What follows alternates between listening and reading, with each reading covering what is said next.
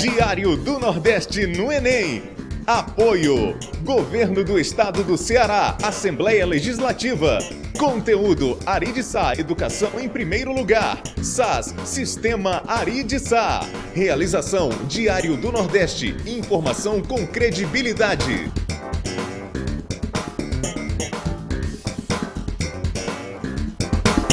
Olá, internauta. Bom, estamos introduzindo o fascículo 9 dessa sequência de estudos que prepara vocês para a avaliação do Exame Nacional do Ensino Médio, o Enem. O fascículo 9 inicia os estudos das competências de ciências humanas e suas tecnologias, que, curiosamente, de todas as provas do Enem, é que apresenta o menor número de competências a serem exigidas, 6 no total. Nesse fascículo 9, nós vamos abordar as duas primeiras competências. A competência número 1, que conforme o INEP é descrita como compreender os elementos culturais que constituem as identidades. O que é exatamente que vai ser exigido nessa competência? Que o aluno busque entender a formação do povo brasileiro, os troncos étnicos e a contribuição dessas diferentes etnias na formação do povo brasileiro, sua cultura, o seu patrimônio material e imaterial.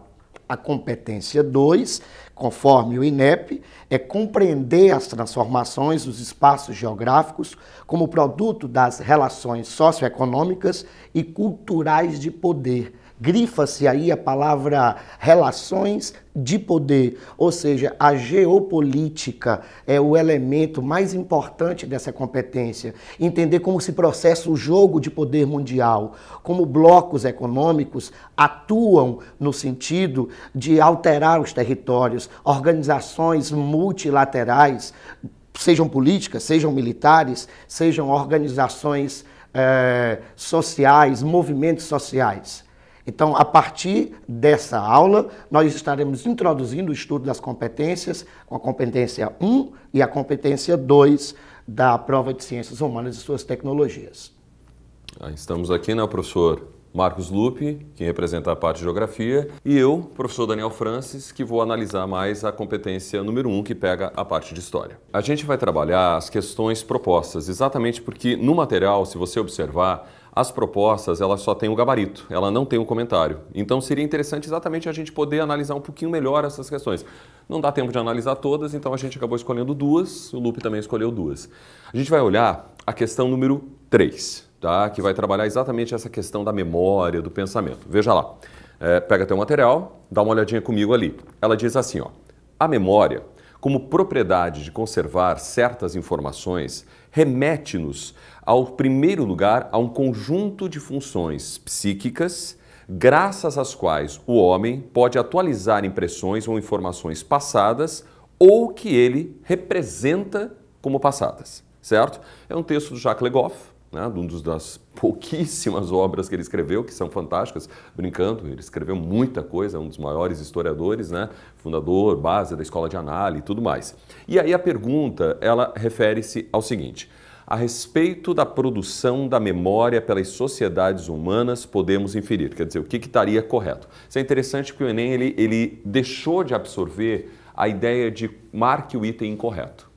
Então, todas as questões praticamente você vai encontrar na prova do Enem, ele vai estar se encaminhando ao item correto. Então, nós vamos inferir o item correto. Então, vai olhando comigo lá, tá? Olha, o item A diz assim: a memória, enquanto dispositivo da composição cultural das sociedades humanas, tem sua natureza simplesmente relegada ao passado sem relevância no presente. Quer dizer, não tem nem o que pensar, gente. Não existe como você produzir memória, como você produzir pensamento, como você produzir história, se você não colocar os fatos do passado no dia a dia, no cotidiano e pensá-los, inclusive, na perspectiva do futuro. Então, o item A está errado, certo? Dê uma olhada no B. No B ele diz assim: a memória, como propriedade de conservar certas informações passadas, traz consigo a condição da permanente exatidão na constituição da produção histórica. Quer dizer, o que ele fez no item B? Ele engessou a história, ele engessou a memória. como se tudo que fosse do passado deverá ser analisado ao longo da história da humanidade segundo aquele único ponto de vista, não tendo possibilidade nenhuma de ser alterado, de ser modificado. Isso é matar a própria história. A cada momento uma descoberta, um hieroglifo a mais, uma caverna, uma inscrição rupestre muda a história da humanidade. O achado arqueológico, paleontológico muda a história e a memória se transforma. Se a nossa se transforma, imagina dos povos que viveram milhões de anos atrás. Então a B também estaria errada. Tá? Aí o item C. No C ele diz assim: a memória como um instrumento de conservação das lembranças que compõem uma sociedade afasta-se permanentemente de outras ciências auxiliares, fazendo uso quase que exclusivo da ciência histórica. Gente, uma das coisas mais importantes, e inclusive é uma das metas do Enem, é a questão da interdisciplinaridade. Do processo que nós temos de pegar e analisar a história não como algo refutado a apenas uma afunilação, mas abrindo a perspectiva de que tudo é possível para que se olhe a construção historiográfica, a construção geográfica e a construção científica. Então ela não pode ser vista como algo exclusivamente preso, como está no item ali, à ciência histórica apenas. Então o C também está errado. Vamos ao D. No D ele diz assim: a memória, tão importante para a produção do conhecimento histórico, deve ser enquadrada na sua respectiva época e estruturada de pensamento sem vínculo com o presente, que a busca restaurar para que a mesma não seja contaminada. É uma coisa que eu sempre comento em sala de aula, que eu digo assim: sempre que você encontrar uma questão que tenha algum item que seja radical demais a terminologia, como ali, né, sem vínculo, né, não foram, nada aconteceu, você já olha com um pouco mais de cuidado a questão. Né? A possibilidade de algo não ter vínculo, gente, é rara. É como você quase dizer que as pessoas são neutras na sua forma de pensar ou na sua forma de construir. Então, no momento em que se coloca que a história não deve ser contaminada pelo presente, é impossível, porque ela se contamina. Nós nos contaminamos dia a dia com a nossa própria memória, nos renascendo em nossa cabeça para nos fazer pensar, senão nós seríamos seres errantes até hoje. Estaríamos ainda tentando descobrir o fogo. Né? E o item é que, logicamente, se o A, B, C, D está errado, nós vamos ter a coerência que o E é o item correto. Mas vamos analisar por quê, né? Esse é o ponto-chave. O E diz assim: a memória é um importante fundamento para a produção do conhecimento histórico nas sociedades.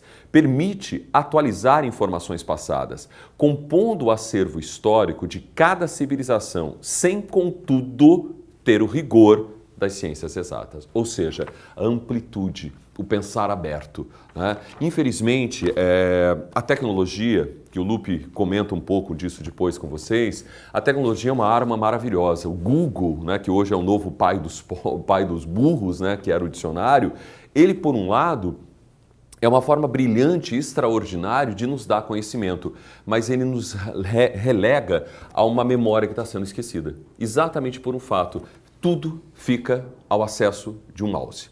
Antigamente, nós tínhamos que ter um trabalho muito maior para pensar e para elaborar. A tecnologia tem seu lado bom e tem seu lado mal, mas a memória, ela permanentemente está sendo modificada. E isso vai fazer, e já fez, com que a própria fase do Fukuyama, que disse que a história tinha acabado, está morta. A história nunca vai morrer. E ela está viva, principalmente em nós. Está viva em você, que tem a capacidade de alterá-la, modificá-la, para uma sociedade e um mundo cada vez melhor. Então, a resposta desse item, da questão número 3, do fascículo 9, é letra E. Bom, agora nós vamos discutir a competência 2, que é a competência que trata dos conflitos políticos e da ação do Estado dentro desses conflitos, falando de uma temática que impressionantemente incrementou-se nos últimos 20 anos, as migrações. De acordo com a Acnur, que é o Alto Comissionado das Nações Unidas para Refugiados, hoje o mundo conta com cerca de 250 milhões de pessoas vivendo fora de seus países, sendo que cerca de 35 milhões, aproximadamente, desses 250, são considerados refugiados, ou seja, eles migraram não porque quiseram, mas porque foram forçados por condições políticas, por condições ambientais, por condições de perseguição religiosa que sofriam em seus respectivos países. Mas a maior causa de migrações do mundo é, evidentemente, o fator econômico, a busca do emprego. Com a nova ordem mundial acirrando as diferenças entre um norte cada vez mais rico e concentrando mais riquezas e um sul cada vez mais pobre, é natural que quase que gravitacionalmente, entre aspas, haja uma migração intensa do sul para o norte. O curioso, né, Daniel, que isso inverte os fluxos migratórios que ocorriam até a primeira metade do século XX, que eram fluxos migratórios do norte para o sul, fluxos migratórios de povoamento, saindo das regiões mais densamente urbanizadas e industrializadas do globo para as chamadas novas nações do novo e do novíssimo mundo, as Américas e a Oceania, que são basicamente dois continentes feitos de imigrantes. Exato. Basta citar os Estados Unidos, o Canadá, a Austrália, Nova Zelândia e o próprio Brasil, que recebeu cerca de 6 milhões de imigrantes entre o final do século XIX e os anos 30. Que é quando a gente europeização, do branqueamento. A partir dos anos 30, quando a gente começa a diminuir esses fluxos, até porque a gente já tinha 40 milhões de habitantes, já tinha mão de obra suficiente para pôr em curso a industrialização que se iniciava naquela época.